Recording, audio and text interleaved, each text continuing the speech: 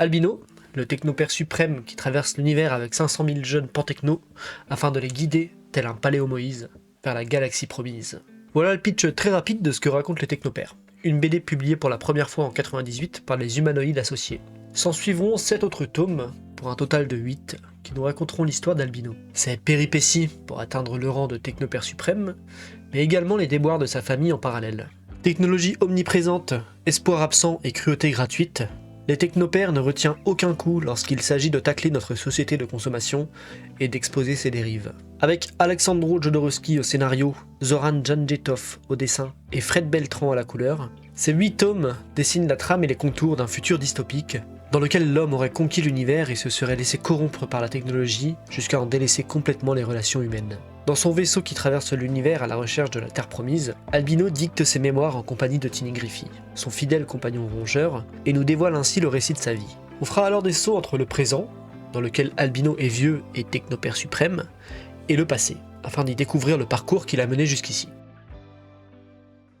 Tout commence lorsque Panefa, jeune vierge à la beauté légendaire destinée à être l'oracle de la maison impériale, est sauvagement violée par 3 pirates de l'espace. Mais toutes les bonnes histoires commencent par un viol. Ulrich le rouge, Tark le gris et Ergen le blanc arrachent à Panefa sa seule richesse, sa virginité. De cet événement naîtront 3 enfants. Tout d'abord Almagro, beau garçon à la peau grise, puis, 20 minutes plus tard, Albino, chétif et blanc comme une craie, et enfin Onyx, petite fille dotée de 4 bras et à la peau d'un rouge aussi intense que la haine que lui porte sa mère. Alors que Panefa se relevait de l'humiliation qui lui avait été infligée, elle donna tout son amour à Almagro et traita Albino et Onyx comme des bêtes de foire indignes de l'appeler mère. Malgré tout, la passion et le talent d'Albino pour la création de jeux vidéo lui permettront de trouver une place dans une pré-école pantechno afin de poursuivre ses rêves. Depuis toujours, il rêve de créer des jeux vidéo qui feront rêver les joueurs et leur permettront de s'épanouir virtuellement. C'est lors de ses premiers pas qu'effectuera Albino au sein de la secte Pantechno que nous découvrirons en tant que lecteurs toute l'horreur qui se cache derrière la création de jeux vidéo et l'univers des technopères. Les premières épreuves qu'il doit traverser ne testent pas sa créativité, mais sa capacité à tricher. Au lieu de chercher à former de bons créateurs de jeux, il cherche à former de bons vendeurs de jeux. Au sein de l'école, sa vie est entre les mains de ses enseignants et le moindre faux pas, la moindre désobéissance peut lui coûter la vie. Ici, on ne fabrique pas les rêves. On les tue. Alors qu'il suit son premier cours, Albino dépasse la limite de la machine qu'il utilise et la fait exploser, attirant l'attention d'un techno-évêque, l'un des plus hauts grades au sein de la secte Pantechno. C'est sa première rencontre avec le véritable pouvoir et la première fois que l'œuvre nous révèle son côté impitoyable. Le techno-évêque, Maître Eldonzo, est également un bourreau, responsable de punir les dissidents et les opposants à la secte Pantechno. Ainsi, cette secte n'est pas une banale entreprise capitaliste, mais un gouvernement à part entière qui gouverne l'univers techno d'une main de fer. Détectant le génie d'Albino, le techno-évêque, Maître Eldonzo, décide de l'emmener avec lui afin de poursuivre son éducation. Cependant, avant même l'arrivée du techno-évêque, Albino, poussé par son orgueil, décide de pénétrer l'ordinateur central sans y être autorisé afin d'y trouver l'esprit du fondateur de la secte Pantechno lui-même, San Severo de Loyosa, conservé virtuellement dans les neurones de silicium d'une mémoire artificielle depuis plus de 5 siècles. Il y parviendra, mais provoquera la surchauffe de 7000 satellites et menacera plusieurs systèmes plurisolaires de destruction afin d'accomplir son œuvre. Heureusement, le techno-évêque, Maître Eldonzo, arrivera à temps pour interrompre le processus et libérer Albino des abîmes virtuels dans lesquels il s'était accidentellement précipité. Mais il était déjà trop tard. Il avait posé les yeux sur le secret des secrets, San Severo de Loyosa. Et pour ça, il appartiendrait à tout jamais à l'ordre Pantechno. Quittant la pré-école Pantechno, il accompagnera Maître Eldonzo jusqu'à l'école pénitentiaire de No Hope, où un nouveau chapitre de sa vie débutera. C'est à ce point de l'histoire que démarre un gimmick très amusant et grotesque des technopères. Alors que l'Albino vieux fait une pause dans le récit de sa vie, il mentionne le fait qu'il ne savait pas, alors, qu'il n'était pas le seul à souffrir. Et Tini Griffey précise qu'effectivement, sa famille vivait également des moments d'intense amertume. Eh oui, ta mère, ton frère et ta sœur ont vécu des moments d'intense amertume, tu l'as su après, souviens-toi. Oh oh. Cette voix est une invention sortie tout droit de mon esprit malade et n'a absolument aucun lien avec un personnage existant d'une grande franchise qui aime faire des films de super-héros et des dessins animés. Un truc clair, c'est que la narration de Jodorowsky borde parfois le grotesque dans sa manière de pointer l'évidence. On remonte alors à nouveau la mémoire de l'Albino vieux et les aventures qu'ont vécues Panefa, Almagro et Onyx pendant qu'Albino rejoignait la secte Pantechno nous sont racontées. Toujours animé par un puissant désir de revanche, Panefa est parvenu à réunir suffisamment d'argent pour engager une milice privée et louer un immense vaisseau afin de partir à la poursuite des pirates qu'il avait violés autrefois. Sa première destination est Tortuga, le rocher refuge d'Ulrich le Rouge. Son objectif ? L'émasculation. Seul un tel châtiment saurait étancher sa soif de vengeance. D'ailleurs, Tortuga, c'est littéralement une carapace de tortue. Alors qu'elle envahit Tortuga avec sa milice, le général qu'elle avait engagé se révèle être Ulrich le Rouge lui-même, grimé et méconnaissable. Humilié à nouveau, Panefa devint le jouet d'Ulrich le Rouge. Almagro fut condamné à nettoyer les latrines tandis qu'Onyx s'extirpait de sa condition d'esclave et devenait une princesse pirate sous la protection de son père, Ulrich le Rouge. C'est ce moment que choisit l'Albino Vieux pour reprendre sa propre histoire, et on le retrouve en train d'arriver à l'école pénitentiaire de No Hope. Plusieurs autres élèves arrivent en même temps que lui et tous rencontrent alors Merodach, le techno-directeur cyborg, fait à 80% de greffe mécanique et à 20% de chair et d'os. Dès cette première rencontre, Merodach incinère les jambes de l'un des nouveaux élèves récalcitrants afin de l'empêcher de fuir, posant ainsi les bases de la discipline de fer et de la cruauté gratuite qui règne en maître dans cet endroit. Aussitôt après, les nouveaux élèves sont branchés à un super ordinateur, le Tétracan Super Monobloc. C'est également un médicament hyper efficace contre la diarrhée. Ouais. Jodorowsky a clairement un énorme kiff avec les noms loufoques qui sonnent juste futuristiques. Quelques pages plus tôt, on utilisait un quart de schlag pour réanimer un mec, et le gars qui s'est fait cramer les jambes se faisait traiter de rétro-troglossocialique.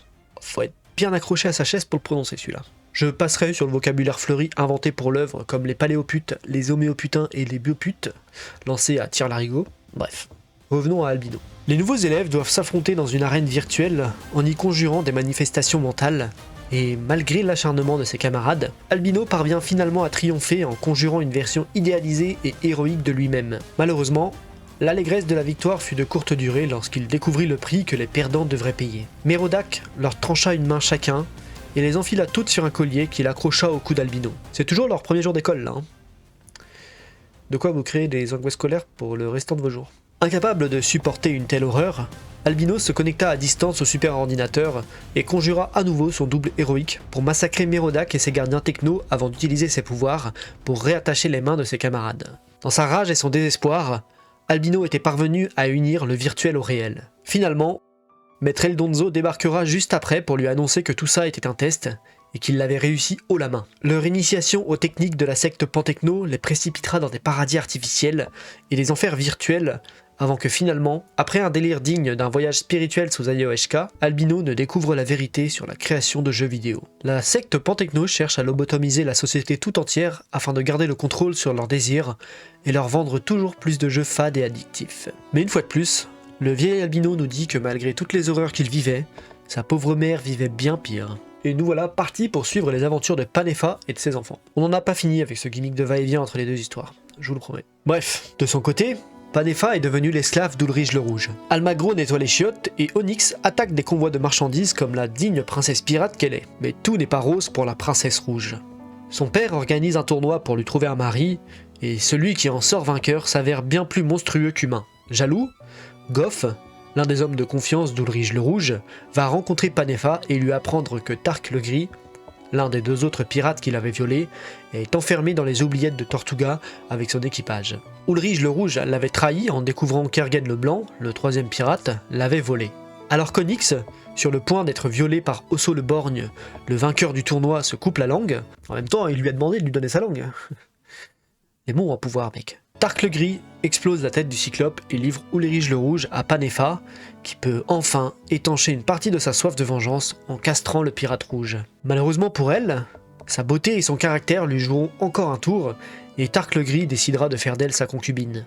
Onyx sera offerte comme femme à Goff comme récompense, et Almagro, bien que fils de Tark le Gris, sera à nouveau envoyé nettoyer les latrines. Oh, quelle terrible histoire! Et ta propre souffrance, au même moment, n'était pas moindre, Albino! Non vraiment, je sais que je me répète, mais ça n'a absolument aucun rapport avec un personnage qui s'amuse à conduire un train vers le début des années 30. D'ailleurs, c'est quoi ce délire? Personne s'est jamais dit que c'était vraiment bizarre comme timing et qu'il faudrait peut-être commencer à enquêter sur le sujet. Non, parce que franchement, c'est pas vraiment normal qu'une souris avec des gants décide soudainement de conduire un train. Incapable de supporter plus longtemps sa vie dans cette école pénitentiaire, Albino monte un plan avec Tinny Griffey. En fusionnant leurs deux cerveaux, il envoie le rongeur à travers le dédale de circuits électroniques d'un ordinateur suprapuissant pour atteindre la Sainte Technocrypte de Saint Severo de Loyosa et kidnapper le supra-suprême Technopère. Mais la techno-sainte aura du plus grand esprit de la galaxie ne peut pas être masquée, et bientôt, Tous les pires bourreaux et policiers pantechno de la galaxie braquent leurs armes et leurs canons sur Albino et Tinigrifi. C'est cet instant que choisit San Severo de Loyosa pour se réveiller. Il révélera à Albino qu'il est déçu de ce que la secte Pantechno est devenue et qu'il souhaite qu'Albino l'aide à renverser les technopères déviants en infiltrant la secte Pantechno jusque dans ses plus hautes strates. Il expliquera au bourreau que c'est lui qui a demandé à Albino de le retrouver et l'enverra ainsi en direction de Planeta Games afin qu'il poursuive son chemin au cœur même de la secte Pantechno. Là, Albino découvrira les secrets de la création de jeux. 50 idiots. 50 âmes à l'esprit étriqué et névrosé, responsables de tester et de valider les jeux qui leur sont soumis. Aucun jeu grandiose ne pouvait faire ses preuves sous le regard de tels juges.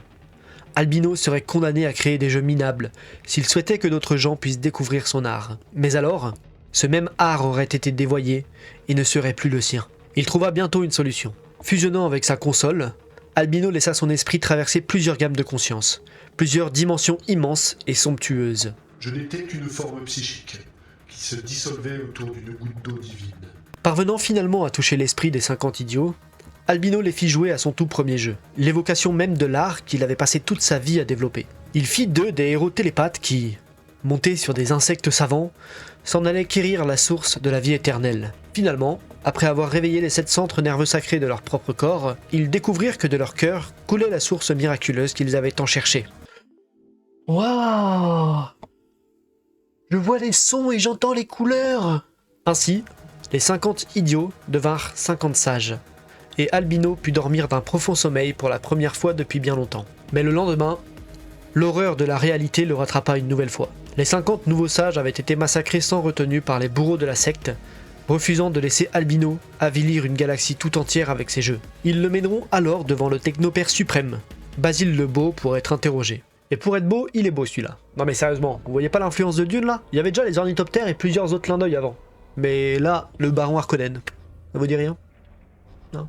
Bref, le technopère force Albino à invoquer San Severo de Loyosa devant lui, car il veut éliminer la seule autre personne de la galaxie qui se prétend plus puissante que lui. Malheureusement pour le bon Basile, San Severo de Loyosa, il est plus ou moins omnipotent, et il va faire qu'une bouchée de lui. Il le précipitera au sol en détruisant ses suspenseurs, et le poids de sa propre graisse commencera à lui broyer les os et à le tuer. Mais la cruauté et la vanité du technopère n'ayant pas de limite, il révèle qu'une bombe d'une puissance sans précédent vient d'être déclenchée et avalera la galaxie tout entière dans 10 secondes. Mais encore une fois, San Severo de Loyosa n'a pas dit son dernier mot et parvient à protéger tout l'univers en le déplaçant dans le vide d'une autre dimension, le temps que la bombe explose. Il révélera alors à Albino que c'est lui qui a créé cet univers et qu'Albino est un fragment de sa propre conscience. Vraiment? Vraiment. Pour sauver son univers du mal qui le ronge, il devra tracer sa voie jusqu'au cœur de la secte Pantechno en acceptant toute l'horreur qu'elle commet et sans lutter contre ses principes afin de pouvoir, un jour, guider un groupe d'élus vers la destination finale. En le ramenant dans son univers, San Severo de Loyosa ramènera Albino quelques instants avant qu'il ne transforme les 50 idiots en 50 sages. Et voilà désormais qu'il lui fallait jouer le jeu de la secte Pantechno. Pas mal le cheat code en tout cas. Oh oh, baba oh. Je retiens. Le vieil Albino nous avouera alors que ses propres souffrances paraissaient bien légères en comparaison de ce que vivait Panefa au même moment. Bon, personne m'a demandé mon avis, mais je vais quand même le donner. Albino, il a craqué. Panefa, ok, elle souffre, mais Albino, il prend vraiment, clairement plus cher. Hein. Vraiment. Maintenant que Tark le Gris a pris le contrôle du vaisseau, il s'est lancé à la recherche du dernier des pirates, Ergen le Blanc, afin de satisfaire les rêves de vengeance de Panefa. En effet, Tark le Gris a changé et il affirme que son amour pour Panefa est véritable. Il ne compte pas la conquérir de force mais gagner son cœur. Malheureusement, l'intérêt de Tark pour Panefa n'enchante pas ses nombreuses concubines qui se vengeront en désactivant les boucliers du vaisseau pendant la nuit. Sans ces boucliers, le vaisseau et tout l'équipage seront capturés par un escadron d'hyperbatones et remorqués jusqu'à leur planète primitive. Au cours d'une lutte finale face à ces femmes guerrières, Panefa sera poignardée par l'une des concubines jalouses et Tark se rendra alors, suppliant les hyperbatones de soigner sa femme. Almagro, déguisé en femme afin de passer inaperçu parmi les hyperbatones qui épargnent souvent les femmes, sera démasqué et les hyperbatones le prendront alors pour leur dieu androgyne, Visis. Ainsi, par un tour du destin, Almagro deviendra le chef des hyperbatones. Lors de sa cérémonie d'intronisation, les hyperbatones couperont la langue de Goff, le poète, afin de la recoller sur celle d'Onyx, qui récupérera alors la parole. Magique. C'est magique. Onyx lui décochera alors un coup de pied au visage en lui balançant un déluge d'insultes. Faut dire que Goff l'avait vraiment traité comme une belle merde après que Tark lui ait accordé la main d'Onyx lorsqu'il avait repris le contrôle du navire d'Ulrich le Rouge. J'ai donc une chose à dire, chais. Finalement vient le tour du jugement de Tark le Gris. Les Hyperbatones ont du respect pour lui car il a été capable de rendre les armes simplement pour pouvoir sauver la femme qu'il aime. Il obtient sa liberté lors d'un combat face à l'une des championnes Hyperbatones et Panefa tombe alors dans ses bras, conquise finalement par l'amour que lui témoignait Tark. Malheureusement, c'est Almagro qui dirige désormais et le jeune Gris n'éprouve que de la haine et du ressentiment pour l'homme qui lui a pourtant donné la vie. Malgré les cris de Panefa, Almagro castre son propre père afin d'accomplir la vengeance de Panefa malgré elle. Accompagné des Hyperbatones, il reprendra le vaisseau à Tark le Gris et se lancera dans les confins de l'espace à la poursuite d'Ergen le Blanc pour mener un terme à la quête de vengeance de sa mère, imprimé au fer rouge dans son esprit depuis sa plus tendre enfance. Alors que notre gimmick préféré refait son apparition, le vieil albino révèle que sa pauvre mère était désormais partagée entre son amour pour son fils et la pitié que lui inspirait le mortifié Tark, et qu'elle ne savait plus si elle désirait mutiler le pirate blanc ou lui pardonner et recommencer sa vie en paix. Bien sûr, Tinny Griffey ne manque pas d'apporter une précision à ses propos. Oh, quelle triste histoire! Et ta propre tristesse, au même instant, n'était pas moindre, Albino! Sur Planeta Games, Albino accepte avec difficulté la mission que lui a donnée Saint Severo de Loyosa. Infiltrer la secte Pantechno jusqu'à ses plus hautes strates en s'immergeant dans ce monde atroce. Lorsque ses 3 instructeurs vinrent lui rendre visite ce matin-là, Albino les désintégra. Ainsi, les bourreaux surgirent pour le punir et Albino les affronta à leur tour. Il parvint à vaincre 3 d'entre eux, mais Maître Eldonzo finit éventuellement par le subjuguer. En revanche, il ne l'exécuta pas. Il refusait de se priver d'un aussi grand techno-guerrier, et c'est ainsi qu'Albino fut transféré sur l'astre artificiel d'Alcatraz afin d'y devenir bourreau à son tour. Après avoir triomphé de l'épreuve d'arrivée, Albino fut accueilli par Maître Eldonzo et les autres bourreaux et aussitôt emmené sur une de leurs missions. Dans ce monde, les bourreaux existent pour redresser les techno-entreprises en usant de la peur de mourir comme motivation. Ils emmenèrent ainsi Albino jusqu'à la planète Onglante, au centre de laquelle s'élevait l'immeuble Poulet Flic, un distributeur de jeux pour enfants. Sérieusement ? Poulet Flic. On part vraiment là-dessus du coup. Bon, ok. Les bourreaux sont venus ici pour punir cette entreprise en faillite et faire passer à Albino sa 2e épreuve en tant qu'aspirant bourreau. Il doit exterminer tous les employés de l'entreprise. S'il ne le fait pas, les bourreaux feront éclater son cerveau. Albino, qui n'avait encore jamais tué un être de chair et de sang, se voit contraint de s'exécuter afin de continuer d'accomplir la mission confiée par Saint Severo de Loyosa. Sous sa forme de champion de lumière, il massacre un à un chacun des employés de l'entreprise, tuant par la même occasion le peu d'innocence enfantine qui résidait encore en lui. Cet acte lui vaudra l'acceptation des bourreaux. Le lendemain, il serait intronisé parmi eux. Mais une dernière découverte attend encore Albino. Alors qu'il explore Alcatraz cette nuit-là, il découvre la vérité sur les bourreaux. Seul leur cerveau est encore conservé entièrement. Le reste de leur corps a été incinéré lors de leur intronisation. Comprenant que c'est le sort qui l'attend, Albino appelle Saint Severo de Loyosa pour qu'il vienne à son secours. Avec son aide, Albino parviendra alors à créer un Tulku, un clone de lui-même qui sera incinéré à sa place, qui massacrera des innocents à sa place et qui se hissera au sommet de la hiérarchie des bourreaux à sa place. Pendant ce temps, Albino et Tinny Griffey seraient en stase dans la Sainte Technocrypte pendant 5 longues années. Dans le même temps, les déboires de Panefa et des frères et sœurs d'Albino se poursuivaient. Dirigeant le vaisseau sous les ordres d'Almagro, Tark parvient jusqu'à Phrygian, la planète de glace sur laquelle se cache Ergen le Blanc. Mais lorsqu'elle se rend compte qu'il est incapable de vaincre les armées d'Ergen à lui seul, les Hyperbatones comprennent qu'Almagro n'était pas une réincarnation de leur déesse et décident de le mettre à mort. Tark intervient juste à temps avec un plan pour attirer les vaisseaux d'Ergen au loin et sauver ainsi la vie d'Almagro et de tous les gens à bord du vaisseau. Mais Almagro, égoïste et insensible, tente de se venger de son père. Goff, devenu un meilleur homme après avoir connu la douleur et le mutisme, s'interpose entre la lame du couteau et Tark. Il sera guéri par la médecine Hyperbatone et Onyx trouva alors la force de lui pardonner ses abus et de le considérer véritablement comme son époux. Ils attaqueront ensuite la forteresse d'Ergen le Blanc, mais trouveront étonnamment peu de résistance face à eux. Ils comprendront, alors, que tous les occupants des lieux sont des moines et qu'Ergen le Blanc est leur chef, le hiératique suprême. Alors qu'il le plaque au sol et que Panefa s'apprête à le castrer, il lui apprend qu'il n'a déjà plus de testicules. Seul un eunuque pouvait devenir hiératique suprême. Privé de sa vengeance, Panefa se demande alors ce qu'elle va pouvoir faire de sa haine. Ergen le Blanc, quant à lui, se donne en pâture de manière rituelique à Ossa, un ours blanc gigantesque qui est la divinité de cette planète. Leur hiératique dévoré par Ossa, les moines ont besoin d'un nouveau hiératique suprême et les hyperbatones leur livrent alors Almagro. Celui-ci accepte volontiers, trop heureux de redevenir à nouveau le leader d'un culte sur lequel il aura les pleins pouvoirs. Il se séparera de ses testicules sans une seule hésitation et laissera Panefa et les autres partir avec les trésors d'Ergen le Blanc avant de se vautrer dans une vie de luxure et de consommation outrancière sans se rendre compte que toute son opulente chair servirait un jour à nourrir Ossa. Après s'être séparés des hyperbatones, Tark, Panefa, Goff et Onyx s'en allèrent à la conquête d'un monde nouveau, et Onyx et Panefa tombèrent toutes deux enceintes au cours de ce nouveau voyage. Ouais, parce que je vous ai pas dit, mais Tark il a pas été castré en fait. Les gens de son espèce sont capables de rentrer leurs testicules à l'intérieur de leur corps, donc au moment de se faire trancher les testicules, il a juste rentré les bonbons, et ils ont juste coupé un paquet vide. Bref, notre gimmick préféré revient, et le vieil albino annonce que les problèmes qu'il venait de traverser n'étaient rien en comparaison de ce qui les attendait dans le futur. Et évidemment, Tinny Griffin ne peut pas s'empêcher de rajouter quelque chose. Oh, quelle triste histoire.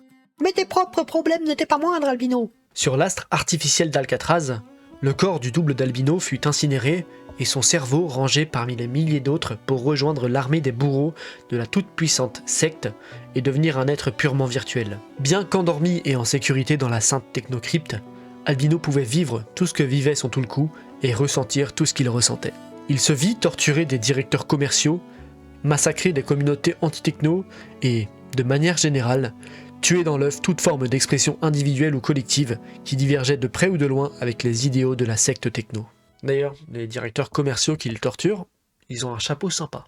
Pas vrai ? Oh oh oh. Après 5 ans, Albino sort enfin de son long sommeil, et tandis que son double défie Maître Eldonzo en duel, l'original se rend dans la salle des cerveaux pour détruire chacun d'eux, y compris celui de Maître Eldonzo. Éliminant ainsi les bourreaux récalcitrants et prenant en otage le cerveau des autres, les bourreaux restants devront s'incliner devant lui et Albino les assimilera tous dans son corps avant de se rendre à Groma, la planète temple des techno-évêques. Désormais, il n'était plus qu'à un pas affreusement long et grand, mais un pas tout de même du si convoité poste de Technopère suprême. Retour rapide à l'Albino vieux pour un remake d'Alien 4 version boule de feu géante. Mais qu'est-ce que c'est que ça? Il fonce droit sur nous. Poussez madame, poussez!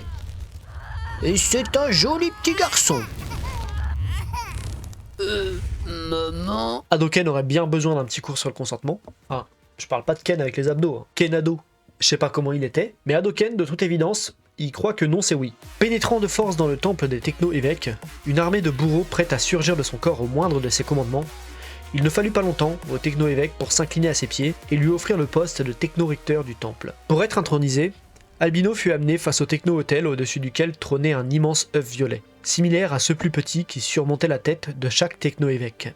Extension de la volonté de la Zombra, une sorte de divinité du néant et de l'obscurité, Albino dut à son tour laisser un petit œuf violet implanter ses racines dans son cerveau, mais parvint, comme lors de son intronisation en tant que bourreau, à détacher son esprit de son corps afin d'offrir une enveloppe vide à l'œuf sombre. Ils lui révélèrent alors les véritables ambitions de leur secte, attirer les naïfs afin de semer en eux la graine de l'égoïsme, de leur apprendre à se résigner à l'échec, à accepter en souriant leur santé perdue et à laisser leur corps se dégrader lentement par manque d'exercice. Ainsi, la sainte église industrielle pourrait éradiquer tout élément bio du cosmos, éliminer la vie sous toutes ses formes et éteindre toutes les étoiles afin que leur maître, la divine Zombra, puisse régner à jamais dans une obscurité infinie. Après avoir révélé les intentions de la secte à son maître, San Severo de Loyosa, Albino et lui décidèrent d'un plan. Ils patienteraient 2 ans, feignant de se soumettre à Zombra, sacrifiant des millions de cobayes et trahissant ses idéaux nobles afin de participer au congrès biannuel des technorecteurs sur Planète Centrale, où ils pourraient enfin détrôner le technopère suprême actuel. Pendant ces 2 ans, Panefa et Onyx accouchèrent et donnèrent naissance à 2 fabuleux enfants. Gata, jeune fille mouchetée de taches grises, et Oro, jeune garçon moucheté de taches rouges. Poussés au naufrage par un ouragan galactique sur Calivan, une planète couverte de marécages, ils seront capturés par les barbares mangeurs de chair qui la gouvernent. Tark et Goff seront condamnés aux travaux forcés, tandis que Panefa et Onyx, ainsi que leurs enfants, seront livrés en pâture à la mère du monarque de Calivan, Ramania. Une lionne avec des cheveux. Me regardez pas.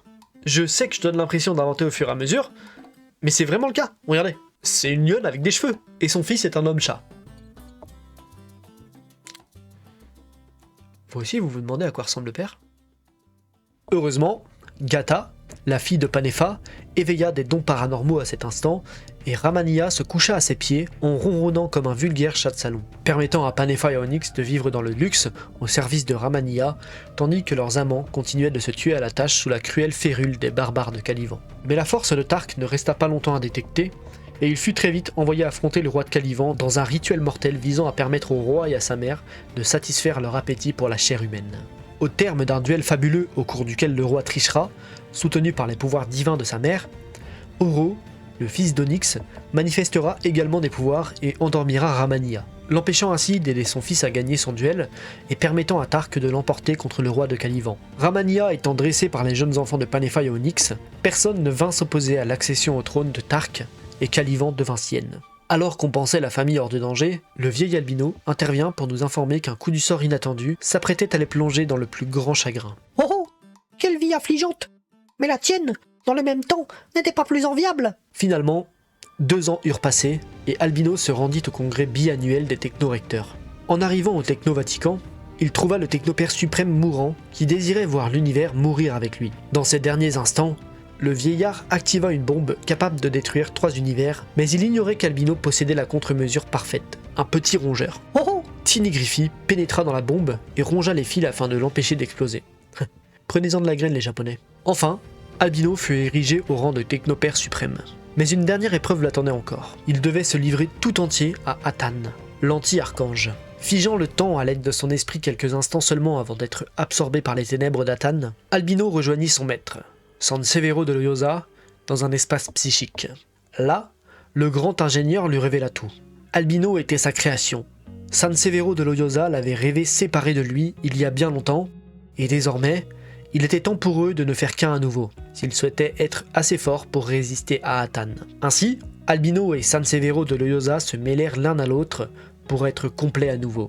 Ainsi, Albino parvint à sortir indemne de l'obscurité de Atan et à être reconnu technopère suprême par tous. Ainsi, Albino accéda au souvenir de San Severo de Loyosa et découvrit qu'il était le fondateur de la secte Pantechno et la cause de l'invasion de la Zombra dans leur univers. Il y a 1500 ans, alors que la guilde Techno n'était qu'un petit groupe de contrebandiers, San Severo dut abandonner son vaisseau et s'échoua sur un astéroïde désert au milieu de nulle part. Là, il trouva une structure qui abritait un œuf violet d'où surgirent 3 serpents. Des rayons de lumière furent expulsés de leurs yeux et tombèrent sur San Severo de Loyosa, provoquant une mutation cérébrale et l'afflux de secrets détaillant une technologie merveilleuse venue d'ailleurs. Ainsi fonda-t-il la secte Pantechno, inondant l'univers de cette nouvelle technologie et ouvrant une porte par laquelle s'introduit la Zombra. Dans les années qui suivirent son intronisation en tant que technopère, Albino dut jouer le jeu afin de convaincre Atan, l'émissaire de la Zombra, qu'il était fidèle. Ainsi présida-t-il des cérémonies de castration de milliers de nouveaux moines, des exécutions d'écologistes, ou encore la création de jeux vidéo dans lesquels des joueurs, armés d'épées de ténèbres, devaient éliminer des ennemis à tête de soleil. Mais pire que tout, durant ses premières années en tant que technopère, Albino succomba au charme de la femme noire. Enfin... C'est une femme noire, totalement. Oulala. Bon, de manière générale, c'est pas simple d'illustrer les technopères parce que le dessin se pose pas beaucoup de limites dans ce qu'il décide de nous montrer, que ce soit en termes de sang, de violence ou de sexe. Mais là, ça va être vraiment compliqué de vous illustrer ça. Sachez donc qu'Albino couche avec cette femme noire et qu'elle se transforme en plein de trucs pendant qu'ils couchent ensemble. Notamment, mais pas exhaustivement, plein de femmes qu'Albino a déjà croisées dans sa vie et qu'il a déjà désirées, mais également une panthère noire, oui, une plante en forme de vagin ou un vagin en forme de plante. Bon, ça je peux vous montrer. Ça, pour une plante, c'est page d'accueil de Pornhub. Bref, Albino découvre le sexe et perd la tête, mais heureusement pour lui, Tiny Griffy découvre que cette femme est une création des techno-cardinaux pour contrôler Albino et pisse dans les circuits. Les dents et l'urine de rongeur, c'est vraiment le point faible ultime de la secte Pantechno. Enfin bref, Albino crée de fausses images de lui qui baise avec la femme pour faire croire qu'il est toujours sous son influence, et continue de simuler sa soumission à la Zombra pendant encore 10 ans. Pendant ce temps, sur Caliban, Tark profite du pouvoir de ses enfants sur la déesse Ramania pour édicter de nouvelles règles sociales. Il abolit l'esclavage et déclare gratuite l'accès à l'eau potable. Bon, les fanatiques qui lui servent de conseiller sont vraiment pas fans de ces changements et décident de se rebeller. Après tout, faudrait quand même pas qu'ils aillent interdire les fêtes cannibales et décident d'apprendre à lire aux femmes. J'invente rien, hein.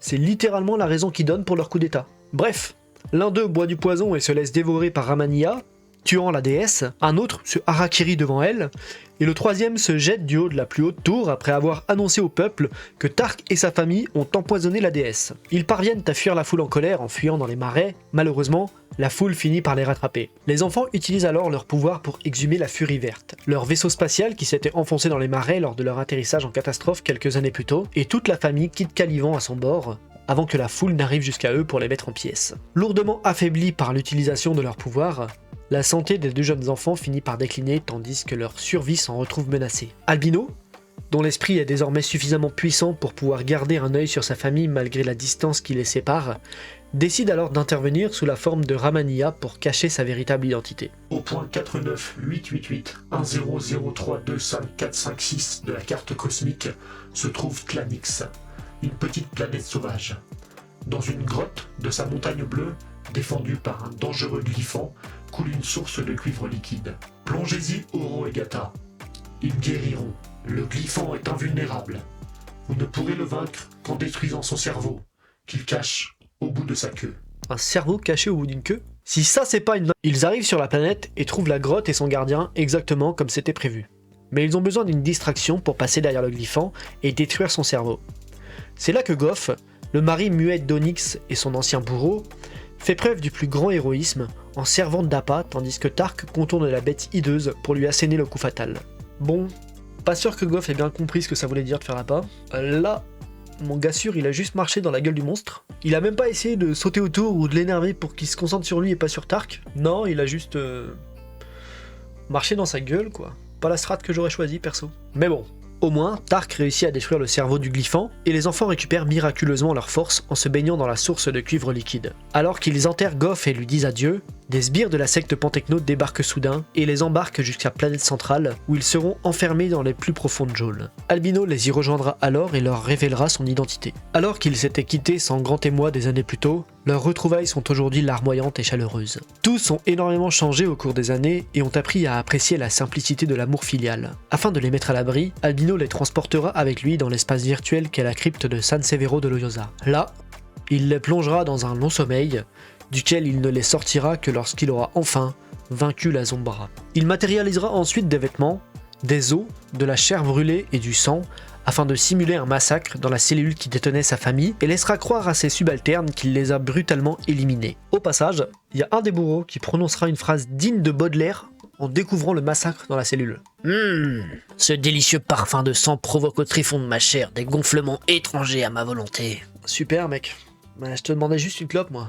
Maintenant que sa famille est en sécurité, Albino peut enfin se concentrer sur sa tâche principale. Car on lui révèle que son intronisation en tant que technopère suprême n'est pas encore terminée. Il doit encore faire face aux 3 serpents qui avaient autrefois métamorphosé San Severo de Loyosa, et les 3 serpents de légende lui injectèrent leur poison dans ses 3 centres nerveux les plus vitaux. On remarquera que l'un de ces 3 centres nerveux vitaux est sa tub. Moi, je fais que remarquer l'évidence. Libre à vous de l'interpréter comme vous l'entendez. Transformé en grand serpent blanc, Albino resta prisonnier des serpents pendant 7 longues années, luttant à chaque instant pour garder le contrôle de son esprit et ne pas se transformer en monstre. Lorsqu'il fut enfin libéré de leur emprise, son corps avait vieilli de 50 ans, mais son esprit était désormais le plus puissant de l'univers, et il possédait pleinement le statut de technopère suprême. Il infecta Atan, l'anti-archange, avec son esprit et lui fit perdre la notion du temps pour le plonger dans un sommeil éternel avant de se précipiter aux confins de la galaxie jusqu'au portail qu'avait ouvert son alter ego, San Severo de Loyosa, et par lequel se faufilait la Zombra. Une fucking araignée noire gigantesque. Albino se transforme alors en soleil et se laisse absorber par la Zombra avant de carboniser complètement cette saloperie. Il laissera derrière lui une fausse Zombra de sa création qui ne présenterait jamais plus aucun danger pour l'univers. Désormais libre de l'influence de la Zombra et d'Atan, après des années de privation et de sacrifice, Albino eut enfin le champ libre pour créer Œil d'Or, le jeu parfait. Un jeu dans lequel les joueurs devaient découvrir eux-mêmes ce qu'ils devaient accomplir. Après des mois d'exploration, quelques rares obstinés découvrirent une grotte perdue au pôle sud et y plongèrent jusqu'au cœur de la planète, où ils trouvèrent un méga diamant. Des semaines durant, ils méditèrent pour trouver comment passer à l'étape suivante, avant de découvrir qu'ils devaient plonger au cœur du diamant afin de ressortir au fond d'un océan infini. Là, le joueur avisé se mit à boire et boire encore, pendant des semaines et des mois, jusqu'à ce que la dernière goutte d'eau ait disparu. Alors, le diamant se mit à brûler, et le joueur, assis à son sommet avec lui. Désincarné, le joueur dut alors trouver son chemin dans un labyrinthe pendant plusieurs années avant de finalement parvenir jusqu'à Albino en chair et en os. Il avait fait construire en secret un gigantesque vaisseau capable d'accueillir 500 000 âmes et reçu chacun d'entre eux sur son vaisseau. Mes enfants, comme prix de votre intelligence, je vous mènerai tel un paléo Moïse vers la galaxie promise, pour former une nouvelle société où les relations humaines compteront plus que le développement technologique. Et lorsqu'arriva la 500 001e âme, le cœur d'Albino s'enflamma. Il avait trouvé l'âme sœur, une sublime jeune femme nommée Céleste. À ses côtés, il revint au Techno-Vatican afin d'annoncer leurs épousailles, violant ainsi toutes ses obligations et ses vœux de célibat. Et autant vous dire que les autres membres de la secte, ils étaient pas très contents. Pêle-mêle, voici quelques commentaires entendus sur le seuil de la Techno-Cathédrale. Il doit être en train de couronner sa poufiasse, et il paraît qu'elle a de belles mamelles. Sur ces belles paroles, Albino et Céleste s'en vont consumer leur nouvelle union, pendant que les conspirateurs conspirent. Et quand je parle de consommer leur amour, voilà quelques exemples. Rien de tel qu'une bouillie de pixels pour émoustiller une audience YouTube. Bref, alors qu'Albino et Céleste se défouraillent mutuellement le fondement en antigravité et qui décident subitement de kickstarter un concept de chorale nudiste, les conspirateurs qui conspiraient plus tôt conspirent une fois de trop et explosent Céleste. Genre littéralement, elle explose. Vous trouverez jamais plus misogyne que des vieux religieux de toute façon. Enfin bon. En tout cas, pour Albino c'est fini la chorale nudiste, et alors que les mecs qui viennent d'atomiser l'amour de sa vie viennent lui taper sur l'épaule en mode « une de perdue, 10 de retrouvée », notre Albino, il en peut plus et il pète un câble. Il se lâche complètement, se transforme en immense serpent blanc et massacre tous les techno-évêques, techno-prêtres, techno-vaisseaux, et il détruira même le Techno-Vatican intégralement dans sa rage folle.